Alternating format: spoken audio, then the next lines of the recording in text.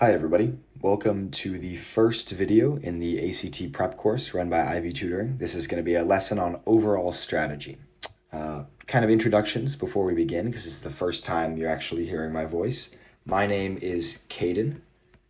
I'm going to be a sophomore in college at Harvard University this upcoming fall. I've been with Ivy Tutoring for close to a year now, tutored around 20 to 25 students individually through their ACT journeys and otherwise. I've been an ACT tutor in general for about 2.5 years, but tutoring and teaching, all things of all kinds for a little bit more than 5 years now. So I have a decent amount of experience working with students, but I also have kind of picked up a lot of general strategies over time that have helped specific students on the ACT. And basically, that's what that prep course is going to be about, right? We're going to be focusing on the strategies and methods for you to kind of use, implement in your practice, and then go into the actual ACT and be able to ace it. So by the end of this 10-part series, the goal is that you could have gone from knowing absolutely nothing about the ACT to being a master. Things I do want to mention before we get started is it's going to depend a lot on the amount of preparation that you do outside of just these videos. Watching these videos is going to help you kind of learn the techniques, the strategies, the specific tips and tricks that kind of help you get through individual questions and how you should approach the test as a whole. But it all comes down to practice, right? The students that do the best are going to be the ones that practice the most, taking the most practice tests. And we'll talk about what that means, or I'll talk about what that means later on in this series, later on in this video specifically, so that you know exactly what you need to be doing in order to get yourself completely prepared for the ACT that you'll be taking in a few months. Okay? So before we begin, let's do a little bit of an outline of what I want this series to look like. So you have a little bit of a plan if you want to structure it based on, one video per day, one video per every couple of days or per week, something like that. I'll give you a quick little outline on what each video is going to be about so that you can come back and kind of check in individual videos. Once you've watched all 10, you can go back and look at what video 1 is about, what video 2 is about, and then you go and jump to those specific videos if you think you need a little bit more help or a little bit of a refresh on what I was talking about in those videos. So today, like the title says, video 1 is going to be focused on, strategy. And it's just basically going through all of what the ACT is and all of the individual things as a whole you need to be doing for practice when you're actually sitting down to take the tests, the things you need to be doing and thinking about every time you go look at a passage, look at a question, anything like that. And we're going to kind of give an over-the-top comprehensive review of what the ACT is about and how you're going to kind of master. So this first video is going to be kind of a general overall strategy video. The second video then is going to start with the English section. So what we're going to do in the second video is we're kind of going to have an overview of like English content. Okay, an overview of English content and grammar rules. Grammar rules, as we'll explain, are very important for the English test. So we're going to spend a decent amount of time in our second video just going over a list of rules that it's very important for students to have mastered going into the test, right? And it's difficult to master them just by memorization. So in video 3, to supplement video 2, what we're going to be doing is we're going to be going through a full English test. Full English test. So I will walk us through an entire English test so you can see how I take the exam, how I think about the questions, and hopefully that will help guide how you should be thinking about questions when you're taking the English section of the exam on your ACT practice or the actual exam. So video 1 is going to be about strategy, 2 is going to be an overall review of the English content and grammar rules, 3 is going to be a full English test. Okay, and that will conclude our discussion of the English section. The fourth video is then going to start our discussion of the math exam. So our fourth video is not just going to be going through a math exam, we're going to be going through math topics. And there are a significant number of math topics, and in just an hour, we're not going to be able to go through every single topic, but what we are going to be able to do is going through the most challenging topics, most difficult topics for many students, and maybe some topics that students haven't seen before, like logic-based questions, Geometry is one of the bigger ones that a lot of students haven't really mastered in the past. We might spend a decent amount of time on that. Trigonometry, pre-calculus topics, things like that. So the fourth video is basically just going to be a discussion of the 6 or 7 most important, most challenging math topics for students to know that they most likely have not seen before, or if they're struggling in math, usually that's where the problems come from. So that's what I'll go over in video 4. Then video 5, what we're going to do is we're going to go through kind of the most difficult math questions. So video 4 is going to be talking kind of topic review, talking about how to approach individual like sections, how to approach individual ideas in math. The 5th video is going to be doing more of math questions. So we'll pull these from a variety of different tests, right? With the math exam, there's no real passages that we have to go through. It's more of just kind of individual questions. So we'll go through the most difficult math questions. And obviously, we might do a little bit of a review later on kind of a little bit more simple math topics if anybody needs help with that. But to start, we kind of want to go through the most challenging, most difficult math topics and then the most challenging questions that come from those topics. And I've kind of compiled a list of these questions and topics, and we'll go through them more when we actually get to those tests. That lesson. So after we go through those 2 videos kind of focusing on math, we'll get to our 6th video, kind of halfway through, which is going to be going through the reading section. In the 6th video, we'll actually go through a reading passage. We'll go through reading passages 1 and 2. I'll talk about more of the format later in this video of the actual ACT, but for overview, the reading test consists of 4 total passages. So in this first video, video 6, we'll be going over through the first 2 of those passages. And then in the 7th video, you can probably guess it, we'll be going over passages 3 and 4.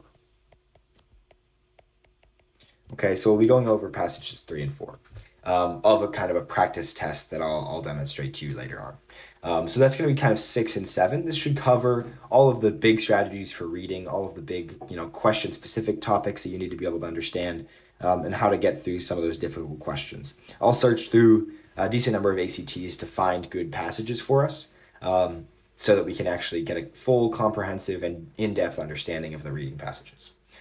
So that'll be our 7th video, and then kind of in the downhill stretch, we'll go through video 8. Video 8 is going to be talking about the science test. So the science test, we're going to be talking about the most important outside knowledge. Most of the science tests can be taken without any outside knowledge, but every so often there are a few questions throughout the science test that you do need to know a few things from outside of, just the test information. You do need to know a bit of science factoids and things like that. And we'll cover the most common ones of those. So we'll cover the most common science facts that you need to know. And then we'll also talk about 2 science passages. Within about an hour, that's what I estimate we'd be able to get through. We'll be able to talk about these common science facts, and we'll still have time to go through 2 passages, go through the questions in depth. The science passages themselves are shorter than the reading passages, which is why in an hour you can get through only 2 reading passages, but you can probably get through a little bit more than 2 science passages. So that's why I'm splitting it up this way, if anybody has any questions. And then video 9 is going to be talking about the science test, but we'll be doing the next 4 science passages. So basically, science test has between 6 and 7 science passages, which we'll talk about. But we'll just spend the 9th video kind of going all the way in depth on as many science questions and as many science passages as we can, so you can see what it's really like taking these questions and doing these questions to the best of your ability. And then the 10th video is kind of a miscellaneous video, which with a bunch of final reminders and things like that. It'll kind of be an overall summary of everything that's been in the previous videos and anything that are like the most important things to remember.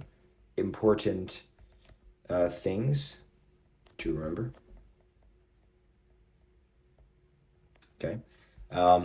And kind of other last minute preparation or spillover from other passages that we didn't get to. If for example one of the videos takes longer than I had expected, we'll cut that video off at the hour, and then we'll be maybe continue it in this 10th video so that we have that full ACT passage and a full ACT test done by the end of this 10-part review series. Okay, so hopefully this is a good enough overview for what you want to know about these 10 upcoming videos. Kind of gives you an outline of what we're going to be talking about. But without further ado, let's actually go in and talk about what we need to get to today, the overall strategies. Okay. All right, so overall strategy, let's talk about the ACT as a whole. Okay, so what is the ACT? I'm going to assume you've never taken it before, never heard anything about it. We'll go over it briefly. I think that the ACT is one of the better standardized exams of that nature, in the fact that it kind of tests students in a holistic manner, but it also is like any other AC or any other standardized exam in that mastering the test is more important than knowing the content, right? So mastering, the strategy, mastering everything about the exam is more important than just, being intelligent or kind of knowing some set of predetermined knowledge that you need to have, right? It's all about using the correct strategy. So let's go over what the ACT actually is. It's a 3 to 4 hour exam. Depends on how many of the passages you choose that are optional are you actually going to do, and we'll talk about what that means. But it's a 3 to 4 hour exam that you'll usually take on a Saturday or Sunday morning. It consists of 5 total sections. And I know we kind of just talked about 4 sections, but we'll talk about what each of these 5 sections are. So it consists of 5 sections. 3 of these are required, and 2 are now optional. This is kind of a new change to the ACT. They're calling it the enhanced ACT. So if you've taken an ACT in the past, this is a little bit different than what you've seen before. So if you have taken an ACT in the past, you definitely do want to pay attention to this part of the video because things have changed recently, and we'll go over all of these, new enhanced versions of the ACT passages, okay? So also overall, the scores, they're out of 36. So like the scored out of 36. So you can score anywhere between a 1 and a 36, right? 1 being the worst, 36 being a perfect score. Basically, the first 4 sections are scored out of 36, and then there's a writing section, one of the optional. Writing section is scored out of 12. This is kind of an optional one. Most people choose not to take it. Of course, if you'd like to take it, you certainly can if you feel like you're a good writer. If this is kind of a college readiness kind of course, or you're taking the ACT to get ready for college, a lot of colleges don't really spend much time looking at your writing section score. They're just going to see your ACT as a benchmark for, what kind of student you are, what kind of preparation you put into your study, that kind of thing. They're not going to spend a significant amount of time worrying about the writing section. Okay, so overall, it's scored out of 36. The way it's scored is you'll get an individual score in each of the 4 major sections, right? The 3 required and 1 of the 2 optional. And that score is going to be out of 36, and they basically take an average of these 36, of these 4 scores. If you choose to opt into that second optional one, they'll take an average of the 4 scores. If you choose not to opt into the optional one, they'll take an average of just the 3 required. But either way, you're taking an average of your scores, and that average is going to come out to be your total score.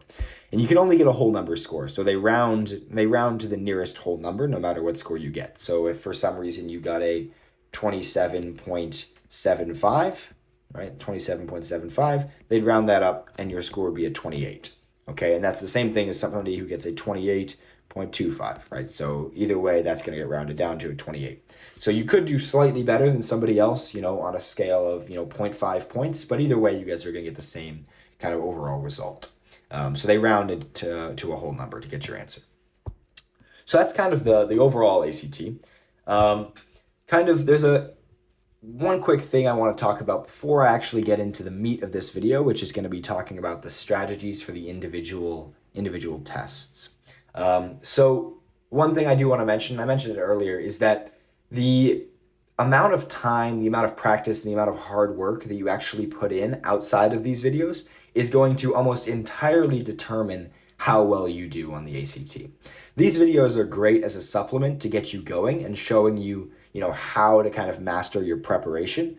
But the most important thing is the number of practice tests, the number of hours you spent outside of these sessions, actually just sitting down at a table and doing the work, right? And I know lots of students have busy schedules, everybody's trying to do everything all at once, but really trying to focus on your ACT prep, committing yourself to being disciplined and practicing over time is going to make a bigger difference than anything else, right? Improvement comes from practice, not just these videos, right?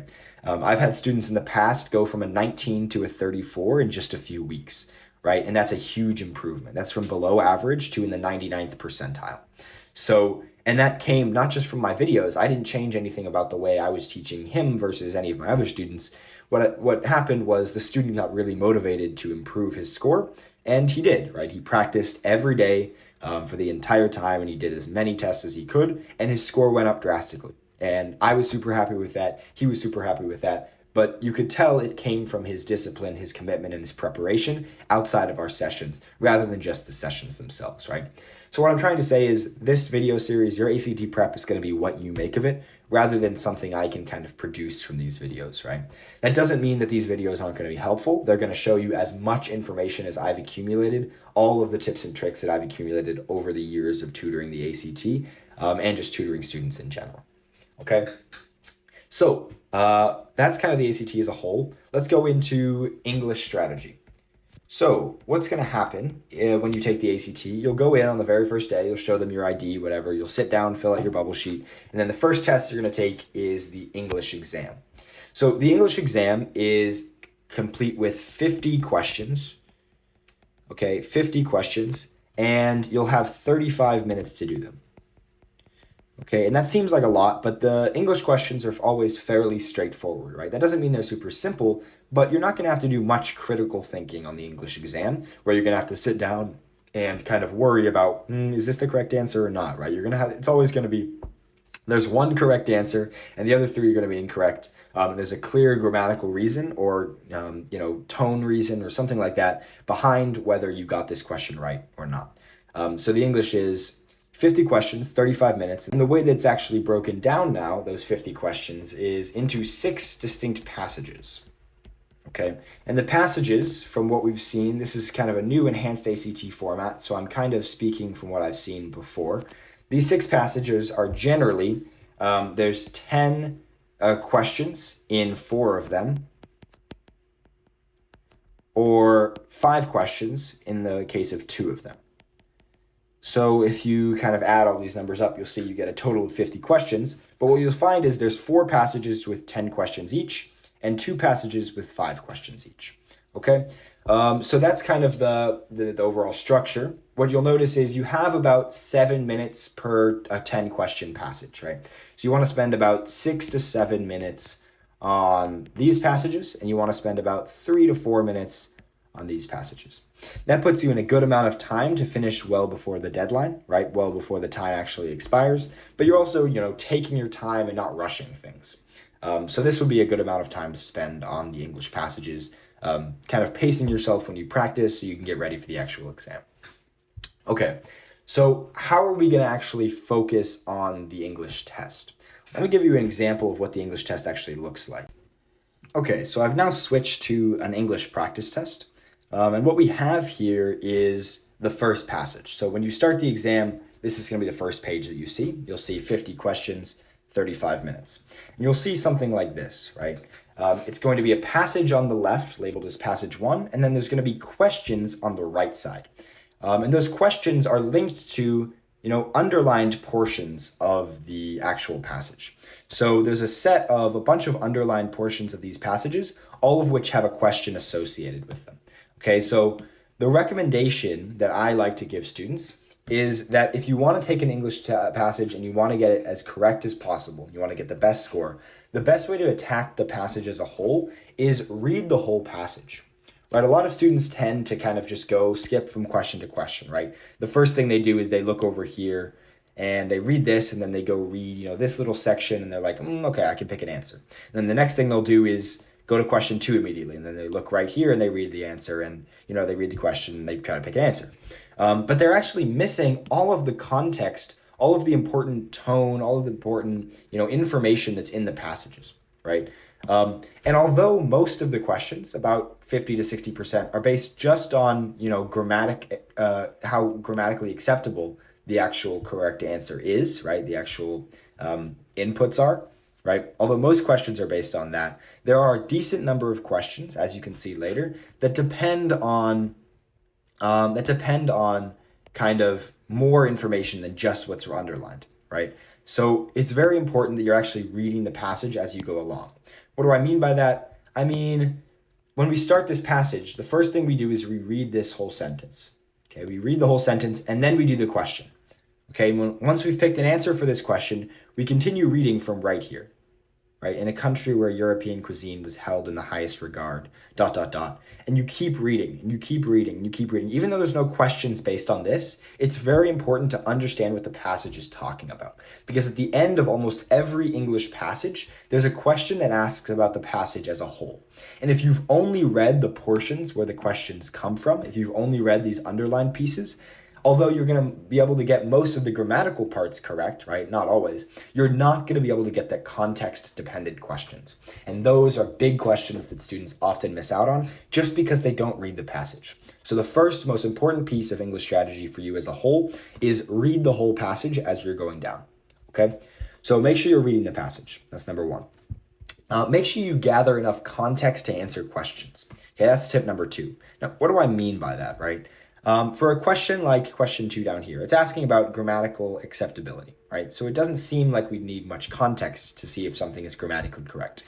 But every time it's important that you read at least the full sentence where the question is a part, right? So we have this underlined portion, and a lot of students will just read, maybe this line, right? Because that contains the entire underlined portion. That's probably enough, right? It's not, right? We need to be able to read the whole sentence because a lot of English strategy is based entirely on sentence structure. And you can't answer a question like this without having read the full sentence it's a part of, right? So tip number 2, besides just reading the actual passage as a whole, is whenever you need to answer a question, read the whole sentence, okay? That's tip number 2. Always read the whole sentence. It's also kind of wise sometimes when you have a question that actually has something other than just grammatical acceptability about it. It's important to read the sentence before the question and the sentence after the question. Well, what do I mean by that? Say we're looking at something like, let's try this one. Say we're looking at something like, which one is least redundant here for number 7, right? You want to read not just this sentence, but you definitely want to read the one before it to get some context about what the sentence is talking about, and the sentence after it, right? You want to read this sentence because this could be where the redundancy comes up, right? So always read the parts before and the parts after just the sentence you're looking at. So the biggest thing here, that kind of a theme you'll notice with a lot of these sections, but mainly the English passage, is you need to read as much as you can around the question, right? Because if you're only reading bits and pieces, you're not going to be able to find the trick that gets you the answer. And we'll talk more about, question-specific strategy and how to answer questions like this in the next few videos when we're talking about English specifically. But for right now, the biggest strategy you need to know is read the whole question. Okay, read the whole question. Okay. The next thing that we need to talk about is there's a couple of different types of questions that show up on the English exam. Number 1 is these grammar, right? Like I said, this is about 50 to 60%. Okay. So these grammar questions depend almost entirely on the grammar packet, basically the grammar rules, which we will talk about in the next video. So once you've mastered grammar rules, you're basically just going to be able to read the sentence and pick the correct answer based on which one fits the grammar rules the best and which one fits in context, okay? So that's, type number 1. Type number 2 is kind of words included. That's kind of what I call it. Basically not something that depends more on grammatical acceptability, but rather on something that's what's the most clear, precise, something deciding between a bunch of different words that mean something similar but don't have the same connotations, right? So a question like this, you could pick either deciphering, transforming, dislocating, or contorting.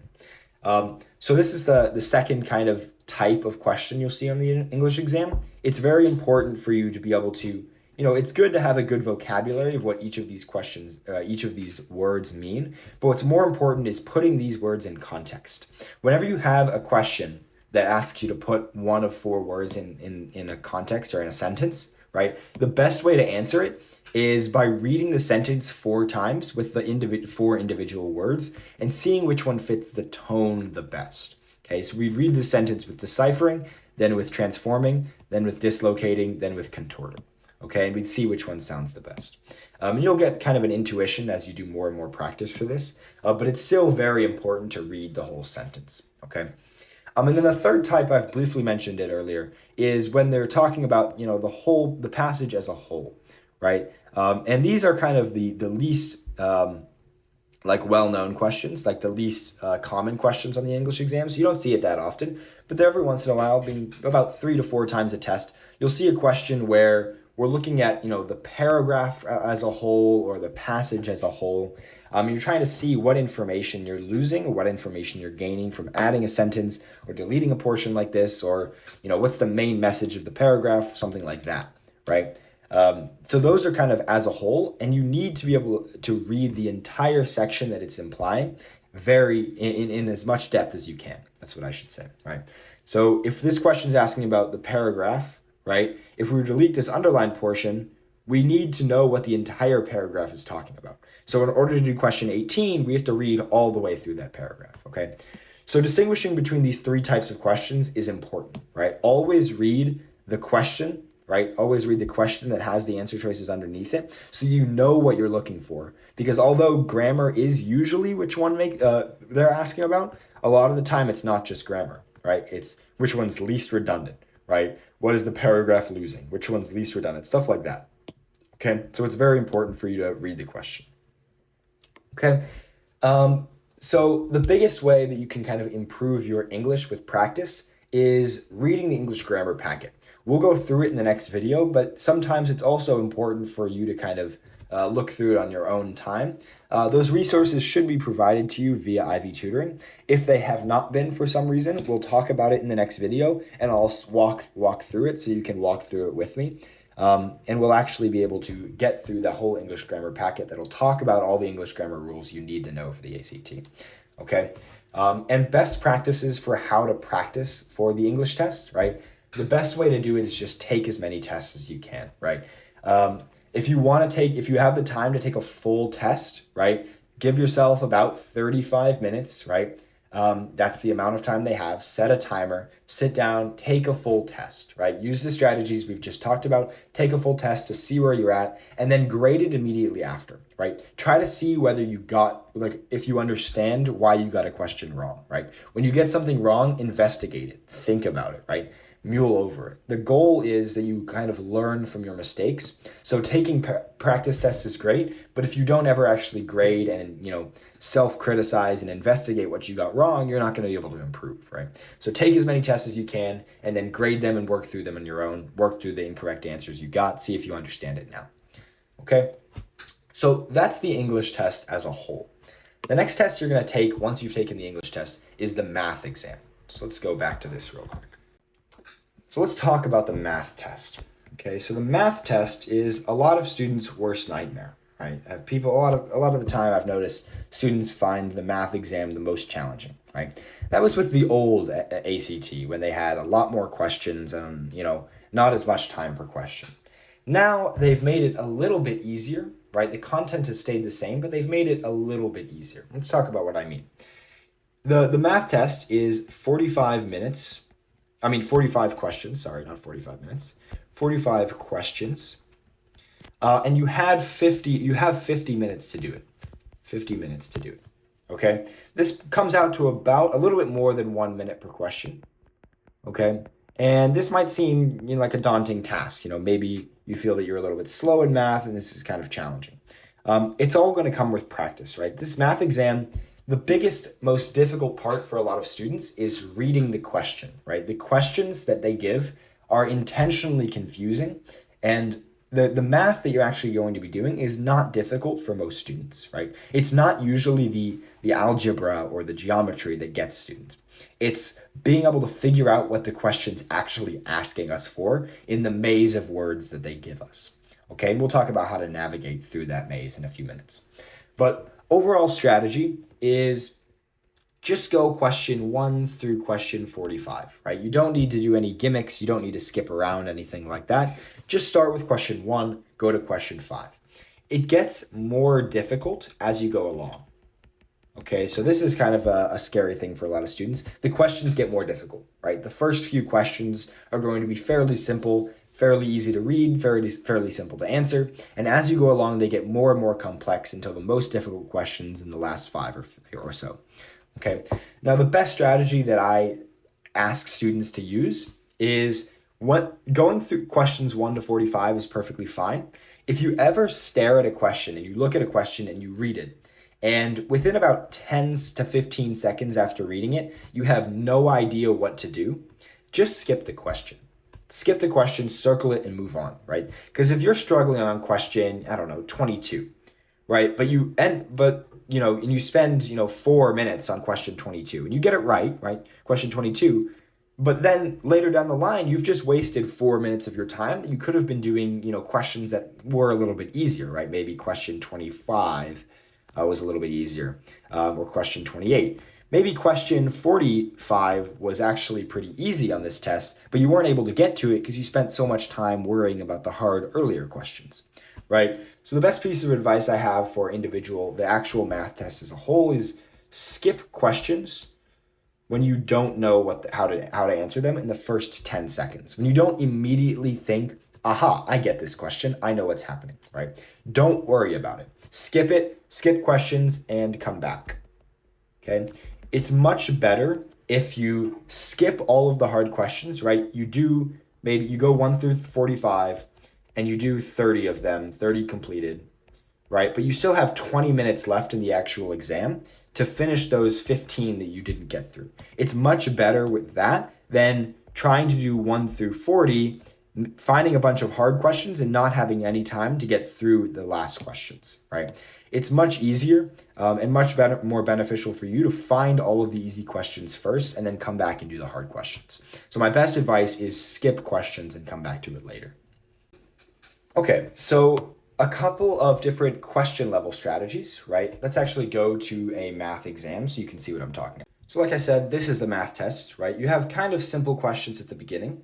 This one looks like it's just it gives us the averages. We're looking for a test score. So something like this shouldn't take too long, right? As you do more and more practice, right? Maybe it's difficult now, but as you do more and more practice, it'll get much simpler, right? So for something like this, the best way to do it is just head right at it.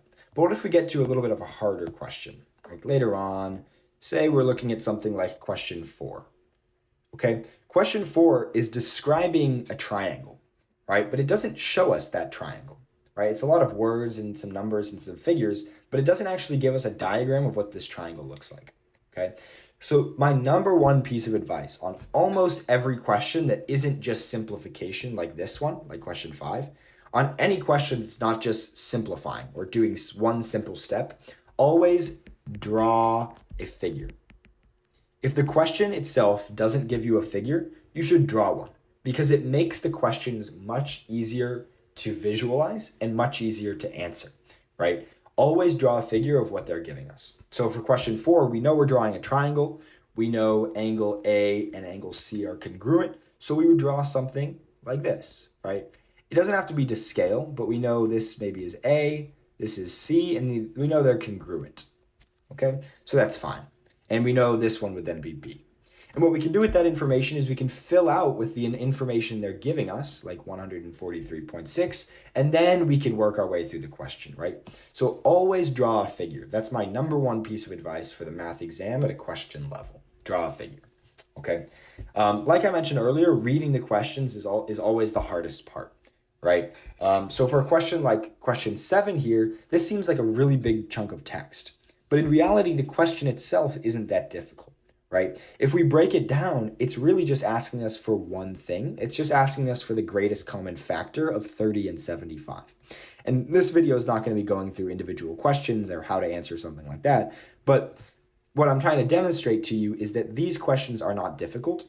It's just the way that they're worded makes them intentionally confusing. So on the test, If you ever see a question that you don't get it at first sight, skip it. And when you come back to it, take a deep breath and read the question slowly. Don't move on from a sentence until you understand fully what that sentence is asking about. That's another piece of advice for you. Always read the question. Okay? Reading is fundamental. It's the most important thing that you can do on the math exam. Okay? And like I said, the questions get harder as you go. A good benchmark for where you need to be at is you finished 25 questions in the first 25 minutes. Okay, this puts you on pace to have another 25 minutes for the final 20 questions. And these are the slightly harder questions, but you have more time per question, right? So this is kind of a good benchmark for a lot of students if you want to achieve a top score, right? You should be able to get through the first 25 questions between 20 and 25 minutes. So that's your kind of goal as you're practicing. All right, let's talk about some best strategies for actually mastering the math exam by practicing, right? If you struggle with time, start getting faster at first by just doing the first 25 questions, right? If you're struggling with time rather than content, right? Always just practice the easy questions over and over again. That way, once you get through those first 25, that good benchmark like I just mentioned, everything gets a little bit easier with the time crunch, right? So practice getting faster at the first 25 questions. Maybe give yourself an extra challenge, right? Try to get the first 25 done in 20 minutes per se, or 15 if you're feeling ambitious, right? The faster you get through the first easy questions, the first set of easy ones, the more time you're gonna have to analyze the difficult. Okay, that's a piece of advice number one. The second thing is focus on learning the content and practicing the last 20 questions only after you've figured out that you've gotten the first 25 easily, right? Once you're at a point where you're doing practice tests over and over again and you see, okay, I get through the first 25 and I get like 23 of them right. But then in the last 20, I'm getting 10 of them wrong, right? Now what that is, that's no longer a time crunch kind of issue. That's a content issue. And that's a reading the question issue.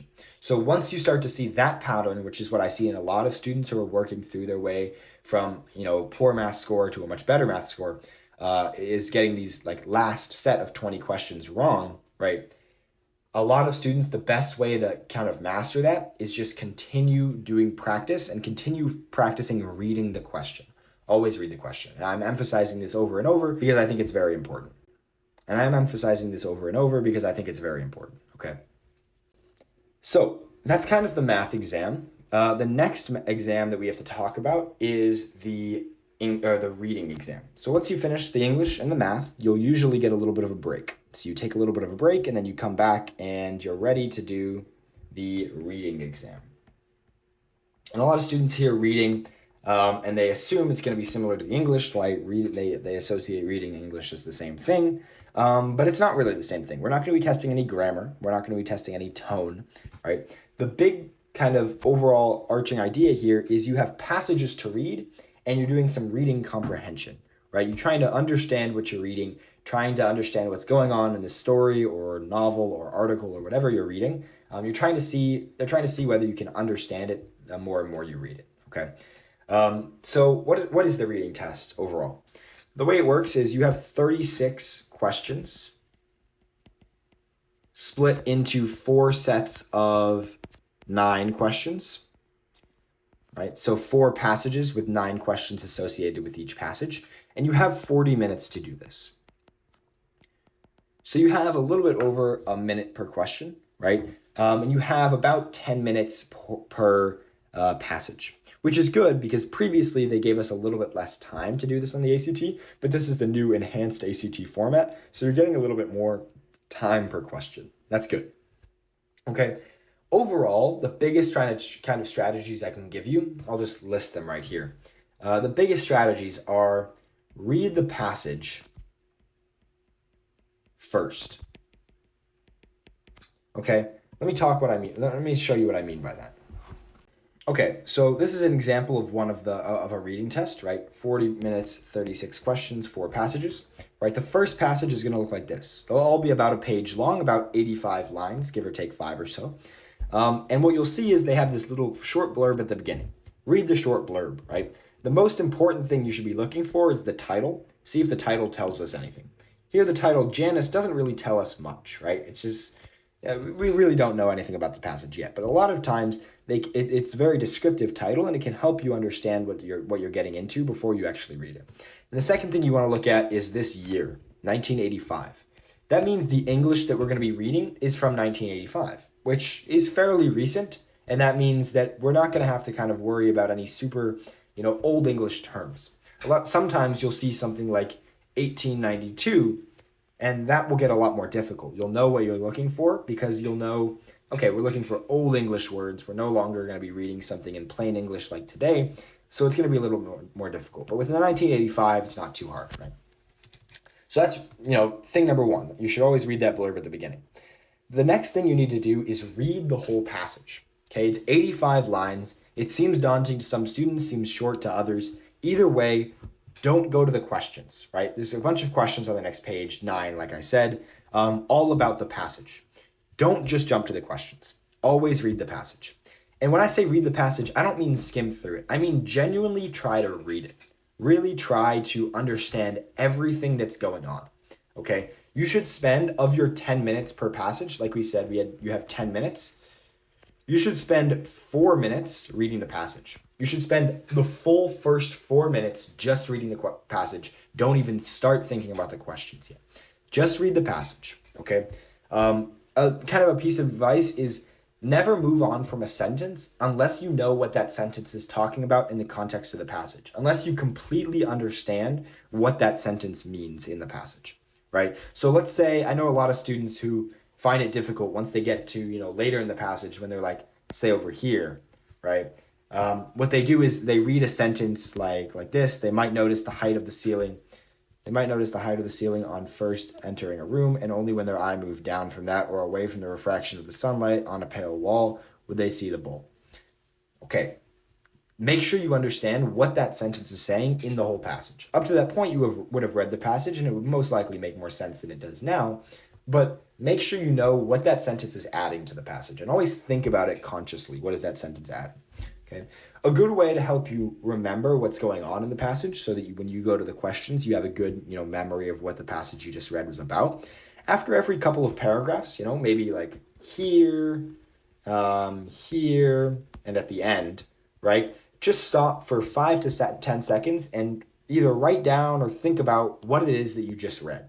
What is the passage about thus far? What new developments have occurred since the beginning? Things like that. Right? Just stop, take a breath, see what's going on, okay? Reading this passage is the most important part, the single most important thing on the entire ACT, in my opinion, right? This is the biggest, most important strategy that students always forget. They always either skim or go directly to the questions, and you cannot get a perfect score or a high score on the reading test without reading the passages fully in the beginning, okay? Always read the passage full. What this is going to do is it's going to allow you, once you've read it for 4 minutes, you'll have a really good understanding of the passage. And when you get to the questions will make a lot more sense, right? If I was to read the question like this, without having read the passage first, right? If I was to read a question like this, I would have no idea what it's talking about. The passage most strongly suggests that a useful characteristic of the bowl, in terms of Andrea's purpose for the object, is the bowl's what? I have no idea what's happening, right? But if I read the passage in depth, you'd be able to understand what this bowl means and who Andrea is and why Andrea has a purpose in the first place for this bowl. Okay, read the passage. That is the most important thing. Okay, so once you've read the full passage, then you can go to the questions. Go down the questions normally. Just go question 1, then 2, then 3, and so on. You don't want to spend too much time on any individual question. You want to spend about 30 seconds at a max, right? But the biggest, most important thing is whenever you see a question that directs you to a point in the passage, for example, question 7, one main point of the 5th paragraph is that. 5th paragraph, lines 53 through 62.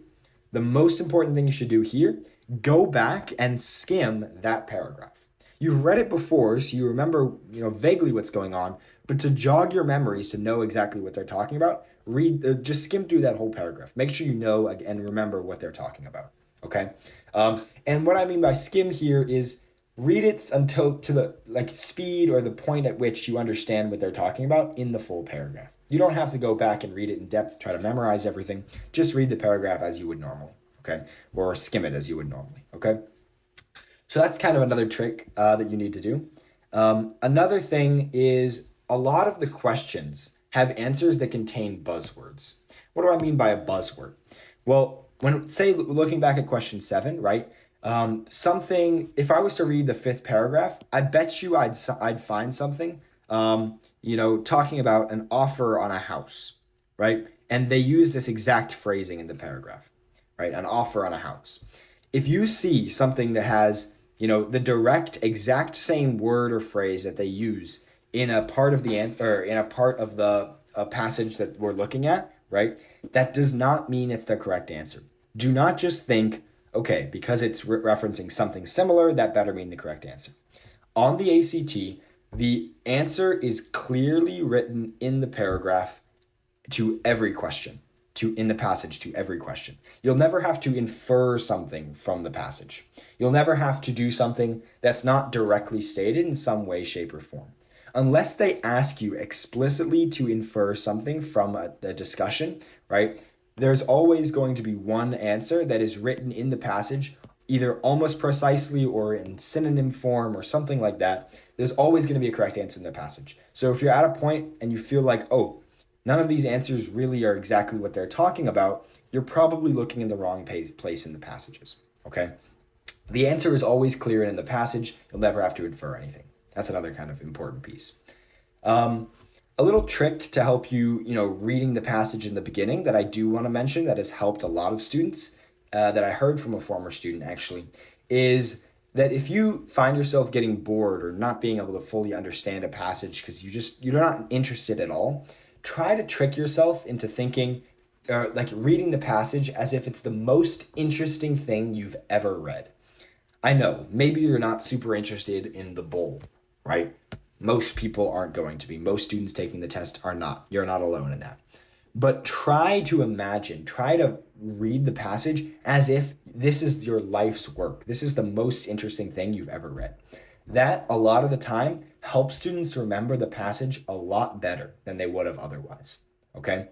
So read it as if it's the most interesting thing you've ever heard. This is not kind of a necessity. You don't have to do this, but if you do find yourself struggling and you want to give it a try, it's a recommendation of mine, okay? I definitely would say go for it, give it a shot. Without that, I think that's kind of the overview of the reading passages. We'll go a little bit more in depth when we actually go through the videos discussing the reading questions themselves. But this is a general practice, general strategy video, and hopefully it's enough for you to begin your practice on the reading test. Okay. Now we're gonna have to go over the science strategy. Now let's talk about that science test real quick. So the science test is gonna be the 4th, test you're gonna take. And this is the first of them that is optional. They've recently made this one optional, and I don't really know how colleges are going to respond to students opting out of the science test, because every ACT in the past that students have ever taken, the science test was mandatory. When I took my ACT, I had to take the science test, right? But now they've made it optional, so if you're someone who tends to struggle in science, or when you take a practice ACT, science is your lowest score consistently by far, right? Maybe consider not taking the science strategy. However, I would recommend as a tutor still taking it because it does a couple of things. One, it gives you a cushion for the other 3 tests. If you do poorly on one of the 3 exams, if you only take the 3 required, that's going to hurt your average a little bit more than if you do poorly on one of the 4 exams, right? So science can be used to boost your score. Number 2, colleges have been seeing these science tests for a while, students getting scores from these science tests. So they're going to expect students to continue taking the science test until it becomes unpopular to take it, right? As at the moment, in 2025, when this video is being recorded, it's not the most important of the 4 sections, right? Because the other 3 are required and this is optional, but I would still seriously recommend you do practice it just as much as you do the others and still commit yourself to taking the science test on test day. So let's talk about the science test. What is it, right? Science test is 40 questions, and you'll have 40 minutes to do it. So it's similar to the reading test in a couple of different ways, except the reading test is all about, these long articles or passages or stories. The science test actually contains, instead of 4, it contains 6 to 7 passages with 5 to 6 questions each. Okay, what does this mean, right? You have about 5.5 minutes per passage, right? This is a rough estimate, right? 5.5 to 6 minutes or so. It's not an exact, science, no pun intended, but you have about 5.5 minutes per passage if you want to get through it. Now, what do I mean by the passages? Let me show you. Obviously, we're not going to have articles like this, like the reading test on the science test. But on the science test, this is a passage, right? What it shows you is it gives you a lot of data. It gives you an explanation of what that data is talking about. Maybe it lists an experiment or something of that kind of nature. And then it has all this information, and the questions are asking you mostly to analyze that information, right? Analyze the information that comes from this passage. Okay, there's a couple of different types of science tests, right? There's something like this as well, where you have more words, right?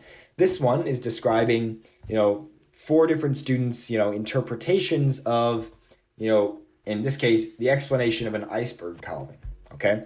So there's a lot of different ways that the science tests kind of test you, it's not just data analysis, although figuring out what the data means is very important. So let's talk about this. Overall, the kind of general strategy is you should read the passage for between 1 and 2 minutes, right? These two that I've just shown you, right, this passage and this passage, have a little bit more substance than some of another passage, right? Let me show you what I mean. Not a great example. Something like this. This passage 5, this is very short, right? So you maybe only want to take about 1 minute to read this, right? But on something, previously where you have a lot more data like this, right? This is closer to 2 minutes you can spend reading it. And then you want to spend, the remaining amount of time between 3.5 and 4.5 minutes just doing the questions, okay? For the reading test was extremely focused on, you had to read the passage as in depth and understand everything about it at first. The science test is a little bit different. Yes, you do need to read the stuff in the beginning first. You need to start by reading. Don't just jump to the questions. But the most important things are not understanding and memorizing everything from the passage. The most important thing is actually going to be, reading this beginning to give yourself a setup of the experiment or study or data or whatever is being collected or talked about. You need to read that beginning in depth. Then you need to read what the experiments actually are and what the differences between the experiments or studies or discussions actually are, right?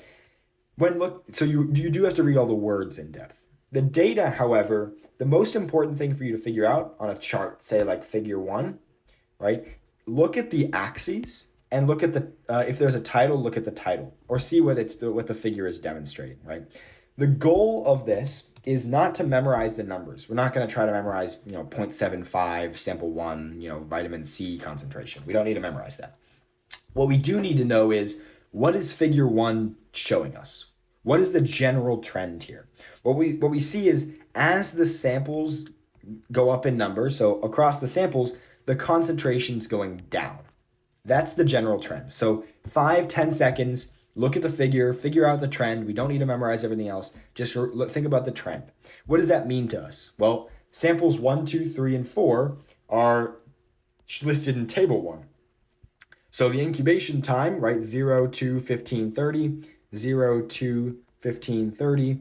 Well, what's the trend now? As incubation time goes up, vitamin C concentration goes down. We don't need to read in it any further than that, right? That's a good enough amount of information for us to get started on the questions, right? So that's general reading the passage strategy for the science exam, okay? Always make sure to understand what the graph is depicting and the trends, okay? The second most important thing that causes students to mess up on the science test over and over again. I have never met a student who has not made this mistake. I have made this mistake several times before, right? Almost every science question shows you what to look at. What do I mean by that? Look at 18. Which of the samples in experiment 1 was most likely intended as a control for the concentration of vitamin C present in the unheated tomatoes? The first thing we care about, the first thing we think about, we don't think about what it's asking us. We see in experiment 1. We know we're looking at experiment 1. We no longer care about experiment 2 at all for this question. So in our mind, we don't look at this at all. All we care about is experiment 1 and the figure that came out of experiment 1. Do not go to the wrong experiment, right? This is a mistake that every student has made. If you've taken the ACT before, it's a mistake that you will most likely make once or twice, but try to avoid it as much as possible because these are silly mistakes you cannot get around, right? In experiment 1, we go to experiment 1, okay? For example, in experiment 2 for sample 2, we know exactly what we're looking at, right? The science test does a really good job of showing us what we care about, right? We are just historically very bad at figuring out or going to that right point and paying attention to detail. So details is the name of the game for this science test. Do not miss details because silly mistakes cost the most amount of points on the science exam by far, okay? So always be very careful when answering questions based on data, right? So we go to the right place and then make sure you're looking at the right sample and make sure you can actually read the graph correctly, right? What is this at? Somebody might see this and see, oh, well, it looks like 0.7. So it's 0.7 to 0.8. That's wrong, right? Don't be tripped up by data, right? Always be very careful when you're collecting data from a figure to figure out, okay, that looks like a little bit between 0.6 and 0.7, closer to 0.7, but it's definitely not above 0.7, something like that, right? So don't make the mistake of interpreting data incorrectly, right? Usually the data interpretation is fairly simple. It's just making sure you have the right number, right? Making sure you have the right value, okay? Yeah, so that's kind of the science test as a whole. And we'll go over more general strategy in videos 8 and 9. Finally, those are the 4 major sections that you've probably heard about if you heard about the ACT in the past. But there is one more section that kind of goes under the radar. It's the writing section. I mentioned it. You have 40 minutes to write an essay about a topic that they give you, right? Colleges don't really look at this writing test. So if that's kind of your primary goal for taking the ACT, I wouldn't be too worried about it. You don't have to take it. It's completely optional, right? I will not be covering, science or writing strategy review for this exam just because I think the writing test is not as important to focus on as the other 4. But, if you'd like to take it, just to give you a heads up, you'll have 40 minutes. They'll give you a set of prompts that you can choose from, and then you'll pick one of them and write an essay about it. And that's simple, okay? And it's scored out of 12. That's the last thing I want to say, out of 12. You can get a score between 2 and 12, actually. Okay, so that's the writing test. And honestly, that's going to kind of conclude our video for the day. This is going to be the first of the 10 lesson series on the ACT prep class, right? This is going overall strategy. Next video is going to be talking about the English grammar packet, the English grammar rules, and kind of where do you go from here, right? What to do between now and the next video, or maybe in the future for your entire prep series, right? That's the last thing I want to talk about. The biggest and most important thing I can say is start taking tests. Start taking practice tests. The most important thing you can do for ACT prep is taking practice tests. Take as many as you physically can in X amount of time between your tests. The more you take, your score is going to improve in the aggregate every time, right? So take practice tests. Use the ones Ivy Tutoring has provided. There's also a bunch of other ones online if you want to use those. I would recommend practicing the actual ACT's tests. Don't use kind of a prep books tests because those are made by private institutions rather than the people who actually make the ACT test. Use the ones that they've put out in the past as actual practice tests. So yeah, just take as many as you can. Practice using, if you're taking an old ACT exam, so for example, not the enhanced version, I would say use the old time constraints because they're a little bit stricter than they are now. This should help you kind of get ahead for the new enhanced ACT. But if you're working on just a kind of an updated ACT exam and enhanced ACT exam, just stick with those time constraints. Use whatever the test gives you.